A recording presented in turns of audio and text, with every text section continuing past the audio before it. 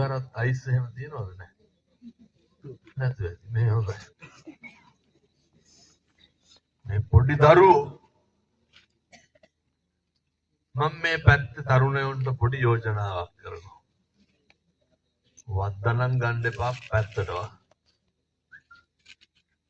අපේ තාත්තලා අපේ තරුණයෝ එක්කහුව වෙන්න. මම බොහොම කරුණාවෙන් මේ දේශනා කරනවා. ගම් වලට ඔය වසංගත විස බීජ ගේන්න දෙන්න එපා.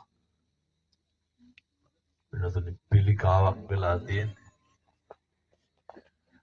මේ ගමෙන් කුරුණෑගල පන්ති යන දරුවෝ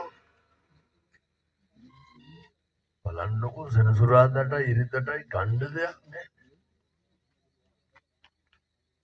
මේ පොඩි කොල්ලෝ ටවුමට ගිහිල්ලා ගමට එනකොට මත්පෙති ගේනවා. සමහරට මේ පෙතිවල ළමයි එහෙම නැතුව. දැන් පුතුවර මොකවත් නැති හින්දා මං කියේවත් හොඳ ඇති කියලා. හරි අපූර්වට කුඩු වලට අයිස් වලට ඇබ්බැහි වෙලා ඉන්නවා. මම අර තරුණ දරුවන්ට කිව්වේ ඒකයි.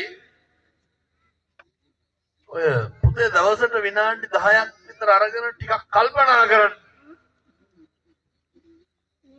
අපි මොකක්ද කරන්නේ, මොකටද කරන්නේ, මොකක්ද තියෙන ප්‍රතිඵලය කියලා. විනාඩි 10ක් 15ක් අරගෙන කල්පනා කරන්න. අපේ තාත්තලාටත් මතක් වෙන්න ඕන හොඳ සිගරට් එකක් බොනකොට පිටර ගෙඩි 3ක් නෙමෙයි කියලා. මේ ගෙදරට මස් 500ක් ගෙනල්ලා නැහැ සෑහෙන කාලෙක. ලැජ්ජනතු සිගරට් එක පත්තු කරනවානේ. මොකද වෙන්නේ පිටර ගෙඩි 3ක් විතර කෑවනම් අරගෙන පොළොවක් හරි තියෙනවා. අකු පුරවගෙන නැත්නම් දුකල කොටුව.